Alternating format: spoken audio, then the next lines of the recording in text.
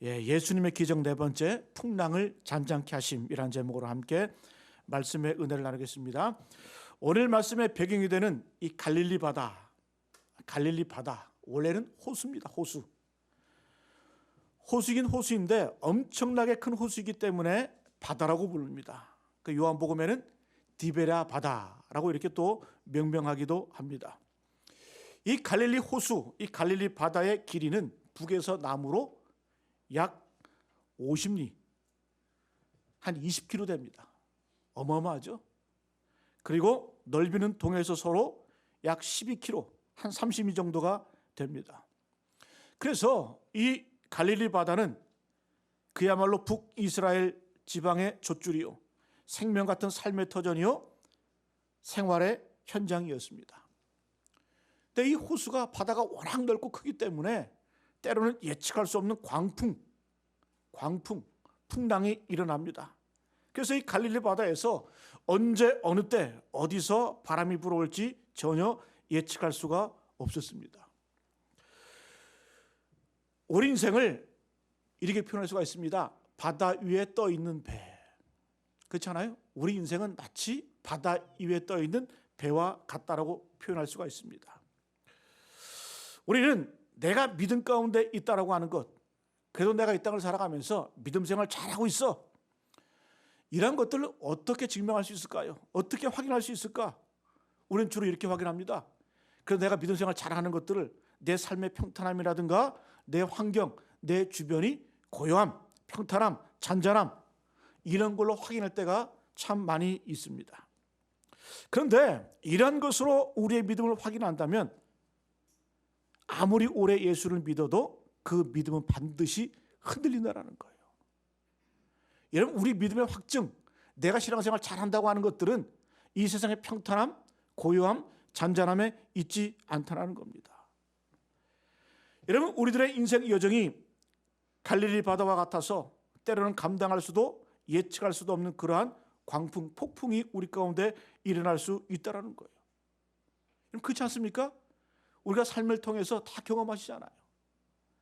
정도의 차이는 있겠지만 사회적, 경제적, 물질적, 때로는 질병, 실직, 사랑하는 사람과의 사별, 예측할 수 없는 풍랑을 경험할 때가 있다는 거예요. 이것이 바로 우리의 인생입니다. 그래서 오늘 말씀을 통해서 이 갈릴리 바다 같은 인생 속에서 어떻게 우리가 승리할 수 있는지 함께 말씀으로 은혜 나누는 저와 여러분 되시기를 간절히 기원합니다. 자, 그러면 첫 번째, 이 바다는 어떤 곳인가? 우리가 발을 디디고 사는 이 바다는 어떤 곳인가?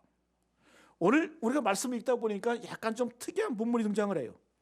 26절 같이 한번 읽어봅니다. 26절 말씀 시작.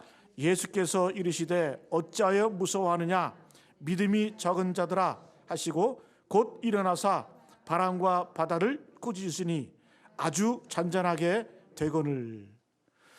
무슨 말씀이 이상하냐? 잘 보세요. 예수께서 바람과 바다를 꾸짖으셨다, 혼내셨다. 그랬더니 바람과 바다가 잔잔하게 되었다. 이상하지 않으세요? 저만 이상한가? 바람과 바다를 꾸짖는다. 우리가 이게 혼낸다, 꾸짖는다 할 때는 주로 인격체, 뭔가 좀 말을 알아들어야 우리가 혼내는 거예요. 꾸짖는 거예요. 그렇지 않아요? 우리가 사람을 왜 혼냅니까? 사람들은 알아들을 수 있기 때문에 혼내는 거예요. 인격체니까. 천사도 꾸짖죠. 마귀도 꾸짖죠. 왜 그래요? 그들도 인격체이기 때문에 그렇습니다. 이런 거 심지어 우리는 개도 꾸짖잖아요. 집에서 키우는 개도 막 혼내잖아요. 그죠? 근데 개는 어느 정도 인지능력이 있기 때문에 혼내는 거예요. 그런데 오늘 말씀 보니까 예수님께서 바다를 보시고 꾸짖었다. 바다는 무생물인데 잘 이해가 되지 않죠. 술 드셨나? 이런 술 먹는 사람 어때요? 술 드신 분 이렇게 빵땅 취해가지고 막 벽에다 대고 막 욕하잖아요. 그죠? 전봇대 붙들고 막 씨름하잖아요. 막 대화하면서. 그죠? 그런 것 같지는 않고. 그죠? 근데 여러분 잘 보시면 이 히브리적 개념에 보면 이 바다는 어떤 곳이냐 하면 히브리 전통을 보게 되면 이 바다는 악한 세력이 거주하는 곳이에요. 그리고 바다는 혼돈의 힘이 작용하는 곳이 바로 바다입니다. 마귀가 거주하는 곳이 바로 바다입니다. 그래서 히브리 관념으로 이 바다는 나쁜 이미지를 좀 갖고 있어요. 그래서 주로 바다는 혼돈이고 죄악이고 어떤 음모가 있고 악한 영이 존재하는 곳이 바다라는 그런 개념이 자리 잡고 있습니다.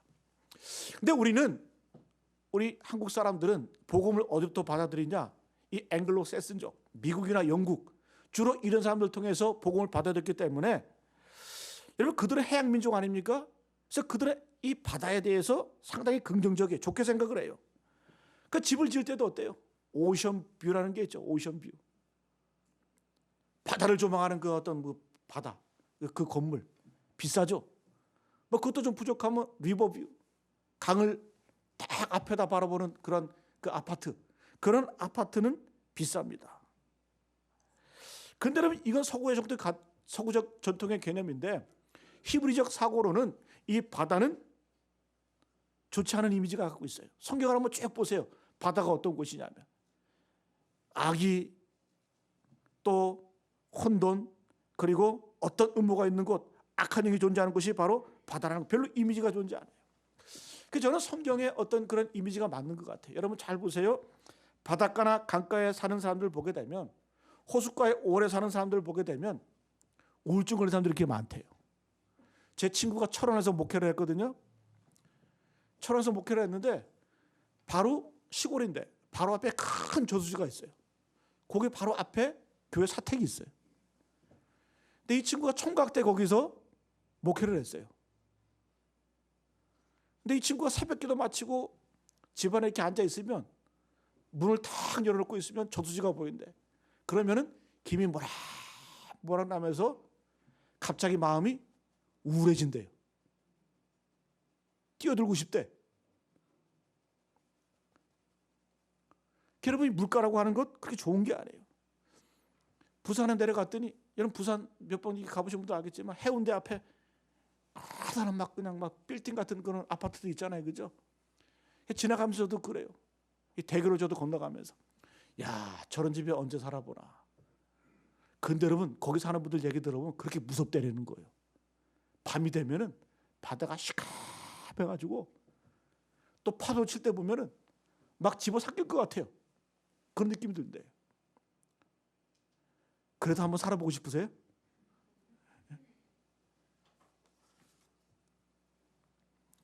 근데 여러분 우리가 성경을 읽어보게 되면 이 바다에 대해서 그렇게 긍정적으로 말하지 않아요. 욥기를 읽어보면 바다에서 나오는 괴물이 등장을 해요. 마귀, 레비아탄. 욥기 41장에는 이 리워 야단이라고 번역되어 있는데, 이 리워 야단이라는 건 뭐냐면 인간의 힘을 뛰어넘는 괴물을 말해요. 사탄 마귀를 상징합니다. 바다에서 나오는 이 마귀를 상징하는데, 욥기 41장 1절 제가 읽어드리겠습니다. 내가 낚시로 리워 야단을 끌어낼 수 있겠느냐?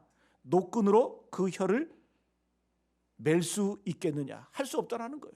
그러니까 이 바다에 사는 그 세력, 그 악한 세력은 우리 인간의 힘으로 어떻게 할 수 없는 그런 막강한 파워, 힘을 가지고 있다는 거예요. 여러분 요한계시록에서 보게 되면 이 악한 마귀가 어디서 올라오느냐? 바다에서 올라온다고 표현을 해요. 요한계시록 13장 1절 말씀, 내가 보니 바다에서 한 짐승이 나오는데 뿔이 10이요 머리가 7이라. 그 뿔에는 10 왕관이 있고 그 머리들에는 신성모독하는 이름들이 있더라. 뿔이 10개 달린 사탄 마귀가 어디서 튀어나온다? 바다에서 튀어나온다는 거예요. 이 악한 마귀의 세력이 바다에서 올라온다는 겁니다. 그래서 성경은 바닷가는 어떤 곳이다? 악한 영이 거주하는 곳, 이렇게 표현합니다. 마가복음 5장을 보게 되면 예수께서 길을 가실 때 귀신 들린, 군대 귀신 들린 이 사람을 고쳐주세요. 근데 예수님께서 다가오시니까 그 귀신 들린 그 사람 안에 있는 그 군대 귀신이 부들부들 떨면서 예수님께 부탁을 하는 거예요. 예수님, 하나님의 아들 예수님이시여, 마귀가 우리를 불쌍히 여겨주시고 저기 있는 그 돼지떼에 우리를 들어가게 해주십시오. 그래서 어떻게 됩니까? 그 2,000마리나 되는 그 돼지떼에 그 군대 귀신이 들어가서 바다로 빠져가지고 몰살하죠. 이런 마가복음 5장 13절을 보게 되면 허락하신데 더러운 귀신들이 나와서 돼지에게로 들어가매 거의 2,000마리 되는 떼가 바다를 향하여 비탈로 내리더라. 바다에서 몰사하거늘. 바다는 어떤 곳이에요?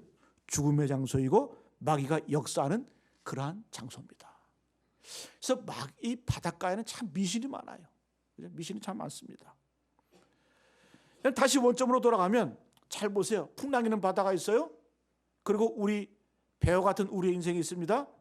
우리가 신앙생활 하면서, 믿음생활 하면서 우리는 뭔가 보상을 기대하는 마음이 있어요. 잔잔하기를 원합니다. 평탄하기를 원합니다. 고요하기를 원합니다. 그러나 바다는 어떤 곳이라고 했어요? 바다는 악한 마귀가 지배하는 곳이에요. 악한 영이 역사하는 곳이에요. 그래서 우리가 인생 가운데 시시때때로 예측할 수 없는 그러한 풍랑을 만날 때가 있다는 거예요. 우리가 그거 인정해야 돼요. 그거 우리가 알아야 됩니다. 그래서 힘들죠. 그래서 어렵죠. 우리의 기대, 우리의 소망은 우리가 믿음 생활하면 우리가 거하는 이 바다가 평탄하고 좀 고요하기를 원하는데, 여러분 예수를 믿거나 안 믿거나 다 똑같이 고난이 있고 아픔이 있고 상처가 있고 풍랑이 있다는 거예요. 어떤 분은 저한테 그런 얘기를 하시더라고요. 예전에 제가 한번 말씀드렸는데, 목사님 제 인생이 왜 이렇게 힘들어요? 왜 이렇게 풍랑이 많아요? 왜 고난이 많아요? 저 목사님이 저한테 좀 설명 좀 해주실래요? 그러더라고요. 그래서 그랬어요. 내가 어떻게 아냐고. 자꾸 내가 설명하려고 그러면 거짓말하는 거 아니에요?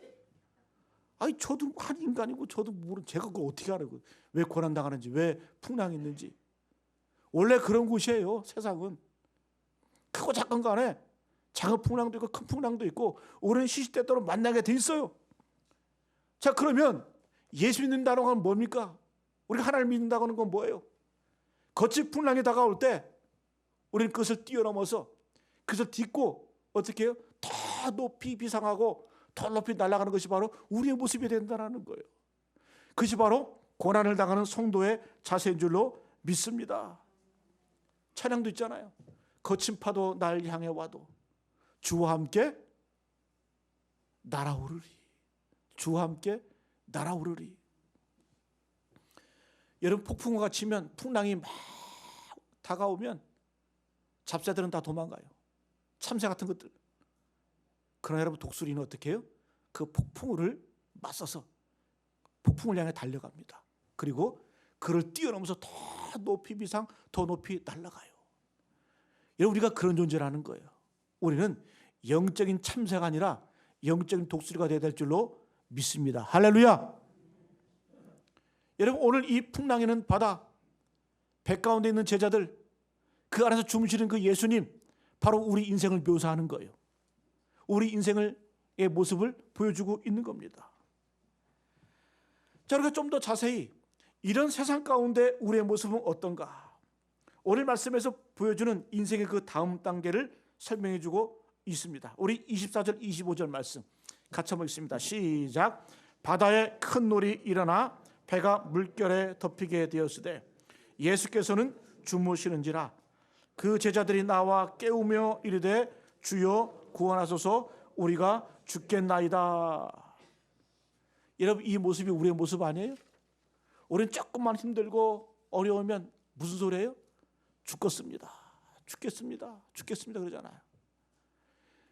근데 우리가 믿는 예수님, 하나님은 마치 어떤 것 같아요? 주무시고 계시는 것 같아. 응답이 없는 것 같아. 고요하게 주무시는 것 같아. 나는 현실 가운데 내 발을 땅에 붙이고 살며 고생하고 힘들어하는데 주님께서는 멀리 계신 것 같아. 초월해 계시는 것 같아. 나와 함께 있는 것 같지 않아. 우리 그런 느낌 갖고 살잖아요. 그죠? 바로 여러분 풍랑에는 이 바다가 바로 우리의 모습을 보여주고 있습니다. 그때 우리의 태도는 어떻습니까? 예수님의 제자 12명 가운데 7명이 어부예요. 베테랑들이에요. 바다에서 평생을 살았어요. 크고 작은 광풍들을 다 만났어요. 평생을 뱃사람으로 살아왔는데 이제 풍랑이 일어나니까 어떻게 해요? 고생해가면서 자기가 처리해보려고 애를 쓰는 거예요. 여러분 오늘 이 말씀을 배경을 보게 되면 시간이 좀 꽤 흐른 거예요. 하다 안 되니까 죽겠으니까 주무시고 계시는 주님을 깨웁니다. 그래서 뭐라고 외치는 거예요? 주여 우리가 죽게 되었나이다. 저는 그렇게 생각합니다. 우리가 이 세상을 살아갈 때 내게 힘이 있잖아요. 힘이 남아 있잖아요. 그러면 예수를 믿어도 자기 힘이 있다고 생각하는 사람들은 주님 별로 의지하지 않아요. 자기 힘으로 버티려고 해요. 자기 힘으로 처리하려고 합니다. 병도 걸리면 저도 그래요. 우리 가족 가운데 누가 병에 걸리면 어떻게 해요? 의사 찾아가고 의사가 어떻게 해주겠지? 그런 마음들이 좀 많이 있어요. 그죠? 주님을 잘 찾지를 않아요. 해볼 거 다 해보고 마지막에 주님 찾아간단 말이에요. 여러분, 우리 가운데 고난이 깊어지는 것은 무엇이냐? 바로 이렇게 해석을 해야 됩니다. 그걸 통해서 하나님께서 나의 힘을 빼시는구나. 나의 힘을 빼어가기 시작하시는구나. 그렇게 생각하시면 돼요. 우리나라에서 붓글씨를 잘 쓰는 분이 한 분 계세요. 뭐 최고봉이에요. 그분 이름이 뭐냐? 죽봉 황성현 선생. 명필인데 어떤 분이 어떤 기자가 와서 그분에게 물었어요. 선생님, 어떻게 이렇게 글씨를 참 잘 쓰십니까? 한국에서 최고거든요, 그분이. 어떻게 하면 이렇게 글씨를 잘 쓸 수가 있습니까? 그랬더니 이 죽봉 선생이 딱 한마디 하더라는 거예요. 힘 빼면 돼. 힘 빼면 돼. 기자가 어리석게 또 질문하더라는 거예요. 그럼 저도 이 힘 빼면 이 글씨가 나옵니까?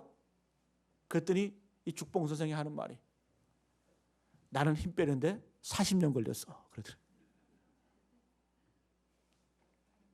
여러분, 힘 빼는 게 쉽지 않다는 거예요. 여러분, 힘 빼는 게 뭡니까? 내 물질, 내 힘, 내 능력 의지하지 않고 주님 앞에 엎드리는 거예요. 주님 앞에 나오는 거예요. 여러분, 제가 볼 때 우리 성도님들, 우리 보라면학교 성도님들 크고 작은 문제들 많이 갖고 계시거든요. 근데 새벽에 나와서 엎드리는 분들은 별로 없어. 왜 그럴까? 간단합니다. 쉬워요. 아직까지 자기 생각 믿고 있는 거예요. 자기 힘 믿고 있는 거예요. 자기 의지 믿고 있는 거예요. 그 알량한 것, 그 버리지 못하는 거예요. 특별 새벽 기도회 때는 많이 나오다가 이번 주 되니까 초토화 됐더라고요. 다 어디를 가셨는지.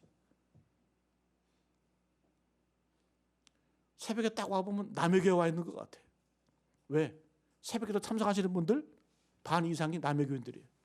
아파트에 거주하시는 분들. 그 창피한 거 아니에요? 여러분가 일주일에 매일 참석은 못해도 최소한 일주일에 2번, 3번은 나와서 기도하고 주님 앞에 무릎을 꿇고, 예? 그런 모습이 있어야 될 거 아닙니까? 여러분, 우리가 이 땅을 살아가면서 절대 맹신해서는 안 되는 것 5가지가 있어요. 첫 번째, 내 건강 믿으면 안 돼요. 그렇죠? 건강 과신하면 안 해요, 절대. 지금 건강하다고 장수하는 것도 아니고 아프다고 하는 분이 빨리 가는 것도 아니더라고 보니까. 여러분, 요즘에는 뭐 무병장수가 아니라 잔병장수라고 하잖아요. 잔병장수. 오히려 병이 없다고 하는 분들이 한 방에 가는 분들이 계시더라고요. 근데 매일 골골해서 아유, 목사님 오늘이 마지막 예비인 것 같아요. 그런 분들이 100세까지 사세요. 100세까지. 오히려 아프다고 중보기도 부탁을 해요. 그분들. 근데 중보기도 하는 분들이 더 먼저 가더라고. 여러분, 이 인생 몰라요. 건강하다고 오래 사는 것도 아니고 아프다고 빨리 가는 것도 아니에요. 두 번째, 미디어, 언론, 우리가 맹신하면 안 돼요. 여러분, 이 언론사도 다 자본의 지배를 받기 때문에 인기를 먹고 살기 때문에 너무 어떤 인기, 뭐 어떨 때는 거짓말로 쓰는 게 너무 많은 것 같아. 너무 현혹되지 마세요. 그런 것에 너무 믿지 마세요. 세 번째는 내 기억을 믿으면 안 된다. 내 기억을 믿으면 안 돼요. 내가 분명히 기억했는데 여러분, 우리 기억 오래가락 하잖아요. 그죠? 보고도 들리잖아요. 그죠? 여러분, 사기꾼들이 막 그 옛날 야바이꾼들 거리나 그래? 뭐 컵 같은데 막 뭐 이렇게 주사위 같은 거 막 놓고 막 돌리잖아요. 우리 눈을 그럼 믿어요? 의심이 받는데도 속아 넘어가는 게 우리 인생 아니에요? 여러분, 우리의 기억, 우리가 보는 눈 그렇게 믿을 것 안 된다라는 거예요. 네 번째는 희박한 확률 믿으면 안 돼요. 로또. 예?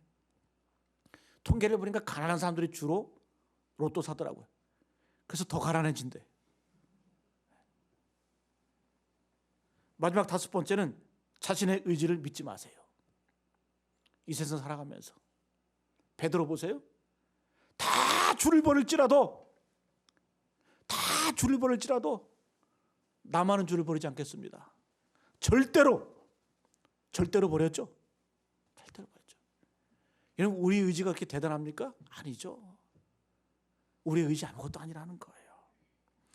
여러분가 풍랑이는 바다 가운데 이런 거 믿으면 안 됩니다. 뭘 믿어요? 하나님의 말씀 붙들고 나가는 거예요. 할렐루야. 하나님의 말씀 믿고 나가는 겁니다. 여러분, 인간이라는 존재가 어떤 존재예요? 이사야 2장 22절 보게 되면 너희는 인생을 의지하지 말라. 너희의 호흡은 코에 있나니 수에 칠 가치가 어디 있느냐. 인생 의지하지 말라고 주님 분명히 말씀하세요. 우리가 어떤 존재예요? 코 10번 막고 있어도 죽는 게 우리 인생 아니에요? 너희 호흡, 코에 하나 있는 것, 그 의지할 게 뭐가 있냐? 수에 칠 가치도 없는 그런 인생이라는 거예요. 여러분, 우리가 지금 보잖아요. 러시아와 우크라이나 전쟁할 때 보면 사람 죽어나가는 것 우습잖아요.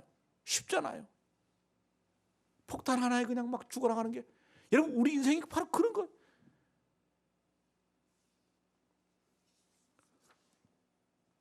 그럼 우리는 어떻게 살아야 될까? 한번 따라합니다. 주님을 깨우고 주님을 신뢰하자. 주님을 깨우셔야 됩니다. 여러분, 오늘 이 풍랑이는 바다, 오늘 이 말씀의 배경은 바로 우리 인생을 묘사해 주고 있어요. 우리 모습 그렇잖아요.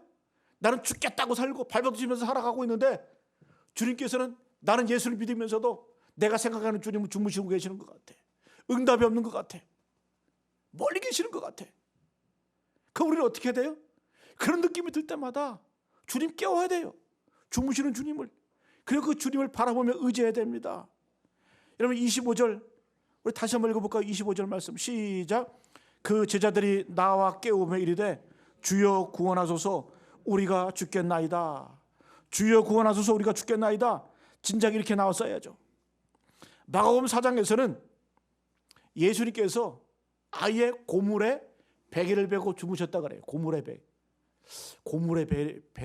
베개를 고물로 베개를 삼고 주무셨다. 고물이 뭘까? 고물. 여러분, 배를 이게 보게 되면 앞은 뾰족하고 뒤에는 뭉툭하죠, 그죠? 앞에 뾰족해요. 배는 앞으로 전진해야 되기 때문에 뾰족해 앞으로 전진하는 거예요. 물결을 헤치고. 그래서 앞부분을 이물. 이 이물 그리고 뒷부분을 고물이라고 말해요. 고물. 그 이물과 고물은 순수한 우리말인데 배가 막 앞으로 막 바닥에서 달려가다 보면 이물이라지. 이물이라는 뜻은 뭐예요? 물을 이고 있다. 그 배가 막 바다를 향해서 달려가는 그 모습이 마치 다가오는 그 물들을 머리에 이고 있는 그런 모습이라는 거예요. 그래서 앞부분을 이물이라고 말합니다. 자, 고물. 이 고물이라는 뜻은 고인물이라는 뜻이라고 하는데 앞에서 배가 막 향해 나아가면 소금들이가 치죠, 그죠? 그러면 진공이 생기면서 뒷부분은 물이 모입니다. 물이 고인다고 해서 뒷부분을 고물이라고 말해요. 고물. 근데 주님께서 이 고물 배의 뒤쪽 부분에 그걸 베개로 삼아서 주무시고 계셨다는 거예요. 여러분, 뒷부분은 닷도 있고 주로 선장이 자리를 합니다. 앞부분은 기관사가 자리를 하고. 뭘 상징합니까? 바로 우리의 인생에, 우리가 아까 찬양했잖아요. 내 인생의 뱃사공은 누구시다? 주님이시다. 그분이 나의 인생의 선장이시기 때문에 나는 두려움 없네. 나 두려움 없네. 주님들 나와 함께 계시도다. 이 고백이 나오는 거예요. 그런데 여러분, 그 선장이 주무시고 계세요. 그럼 두려운 거예요. 염려가 되는 거예요. 여러분, 우리가 염려하는 이유가 뭘까요? 두려워하는 이유가 뭘까요? 오늘 성경은 분명히 말씀입니다. 예수께서 분명히 진단하시는 거예요. 너희 믿음이 없는 거다. 그거는 믿음이 적은 거다. 오늘 이렇게 말씀하죠. 주님 깨어나셔서 너희들 왜 이렇게 믿음이 적냐?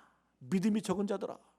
마가복음으로 가면 더 심하게 말씀해요. 아예 주님께서 어찌 너희에게 믿음이 없느냐 이렇게 말씀하세요. 잘 보세요.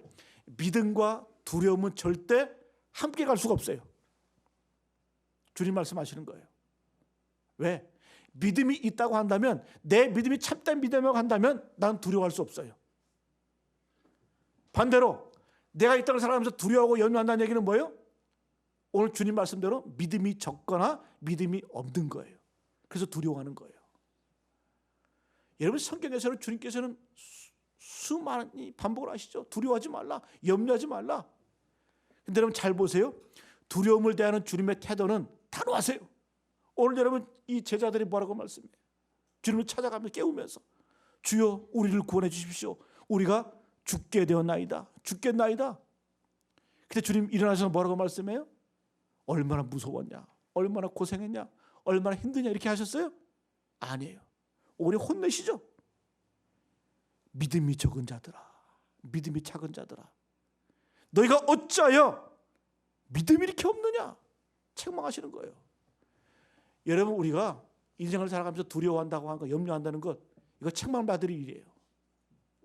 저렇게 혼날 일이에요. 분명히 명심하시기 바랍니다. 그래서 이 믿음과 두려움은 함께 공존할 수가 없는 겁니다. 우리 어떻게 돼요? 두려움이 올 때마다, 염려가 일 때마다, 제가 말씀드렸잖아요. 어떤 분이 저에게 물었다 그랬죠. 목사님 어떻게 기도해야 돼요? 어떻게 말씀 묵상해야 돼요? 간단하다 그랬잖아요. 염려하듯이 기도하면 돼요. 두려워하듯이 말씀 묵상하면 돼요. 어렵지 않아요. 그렇잖아요. 내게 두려움, 염려, 엄습해 올 때 간단합니다. 염려가 올 때마다 기도하면 되는 거고, 두려움 올 때마다 기도하면 되는 거고, 그게 믿음으로 이기는 거 아니겠습니까? 그게 주님 깨우는 거 아니에요? 여러분, 오늘 놀라운 건 뭔 줄 아세요? 주님께서 주무시고 계셨다는 거 하는 것, 이게 더 놀라운 거예요. 풍랑이는 바다를 꾸짖고 잔잔하게 만들고, 이건 하나님의 아들이시기 때문에 하실 수 있는 거예요. 그래서 주님께서는 주무시고 계셨어요. 우리의 고난과 아픔을 돌보지 않는 것 같아. 우리의 아픔과 슬픔을 모르시는 것 같아. 여러분, 모르시는 게 아니라 일부러 주무시는 거예요. 일부러 주무시는 거예요. 아예 베개를 베시고 태어나게 주무시는 거예요. 왜 그럴까요? 의도가 있는 거예요. 주님의 의도가 있는 거예요. 날 좀 깨워라. 날 좀 깨워라. 어떻게? 기도로, 말씀으로 나와 동행하면서 나를 좀 깨워달라는 거예요. 여러분, 오늘 이 시간 이 주님의 음성을 들으시길 간절히 축복합니다. 주님이 주무셨다는 얘기는 뭐예요? 늘 이 세상 살아가면서 날 좀 깨워달라는 거예요. 나를 좀 제발 저 구석에 처박아 놓지 말고 너의 인생의 항해에서 나를 좀 제발 선장으로 좀 여겨달라. 늘 나름대로 한번 살아봐. 얼마나 힘들어, 얼마나 죽겠어. 왜 그렇게 힘들게 발버둥치며 사냐. 나를 깨워서 내가 선장이 되게 하면 모든 것들이 평탄할 텐데, 모든 것들이 고요하고, 심지어 고난이 있다 할지라도 그것 때문에 내가 더 성장하고 내가 더 주님 앞에 성숙되는데, 우리 끊임없이 내 힘, 내 의지가, 내 생각 의지하잖아요. 여러분, 결정적으로 왜 제자들은 주님을 못 깨웠냐? 그 이유가 있어요. 27절 말씀 같이 한번 읽어볼까요? 27절 말씀 시작. 그 사람들이 놀랍게 여겨 이르되 이가 어떠한 사람이기에 바람과 바다도 순종하는가 하더라. 저는 제자들의 이 고백이 더 놀라워요. 뭐라고 말해요? 그 사람들이 놀랍게 여겨 이르되 이가, 예수님이 어떠한 사람이기에 바람과 바다도 순종하는가 하더라. 우리는 막 불평하잖아요. 원망하잖아요. 주님 나와 함께 하신다고 한다면 왜 내게 이렇게 어려움이 있습니까? 고난이 있으니까 왜 이렇게 힘듭니까? 그럼 오늘 제자들 한번 보세요. 예수님과 함께 있으면서도 예수님을 몰랐어요. 보세요. 이가 어떤 사람인가? 이가 어떤 사람이기에 주님과 함께 동행하면서도 정작 주님을 몰랐다는 얘기예요. 이 반증하는 거예요. 여러분, 제자들이 얼마나 많은 기적을 받겠어요? 예수님과 함께 동행하면서 얼마나 많은 주님의 능력을 경험했겠어요? 그렇게 주님과 함께 있으면서도 불구하고 풍랑 있는 바다 가운데 잔잔케 하시는 그 주님을 바라보면서 오, 이가 어떤 사람이기에, 이분이 어떤 사람이기에 바람과 바다도 순종하는가. 잘못 살았다는 거죠. 자기들이 주님과 동행하는 것 같았지만, 함께 배 안에 있는 것 같았지만 정작 그들은 주님이 누군지 분명히 몰랐다는 거예요. 우리도 마찬가지겠죠. 여러분, 우리는 하나님 없이 하나님 믿을 수 있어요. 분명히 아세요. 예수님 없이 예수님 믿는다고 소리칠 수 있어요. 오늘 이 제자들처럼 그렇게 주님과 함께 동고동락 함께 먹고 함께 자면서도 정작 풍랑 만나고 나니까 현실에 딱 부딪히고 나니까 그 예수님을 향해서 이가 어떤 사람이기에 바람과 바다도 순종하는가 하더라. 말씀을 마치겠습니다. 여러분, 우리의 인생을 묘사하고 있는 말씀이 오늘 본문이에요. 풍랑이는 바다, 그 가운데 우리는 항해하고 있어요. 모든 사람에게 예측할 수 없는 풍랑이 있고 고난이 있고 아픔이 있고 상처가 있어요. 이거 분명한 사실입니다. 그럼 우리는 어떻게 살아야 될까요? 우리 그런 인생을 살아가면서 매일 죽겠다고 얘기하고 주님 마치 없는 것처럼 우리는 살아가고 또 주님 앞에 엎드리지 못하고 그렇게 사는 모습이 우리 모습 아니에요? 그러나 진정한 지혜로운 자, 진정한 하나님 믿는 사람 어떤 사람들일까요? 풍랑이 오기 전에 주님 앞에 엎드리고 내 힘 빼고 내 인생의 주인, 내 인생의 선장을 주님으로 세워드리고 모셔드리고 함께 항해할 때 풍랑이 와도 괜찮아요. 아픔이 있어도 괜찮아. 우리는 그것 때문에 어떻게 해요? 더 높이 비상하는 거예요. 더 높이 성장하는 거예요. 더 높이 날아오르는 거예요. 이것이 바로 우리 모습이 될 줄로 믿습니다. 풍랑이는 세상 가운데 바다 가운데 주님의 능력을 경험하시고 또 주님과 동행하시는 우리 모두 되시길 간절히 축복합니다.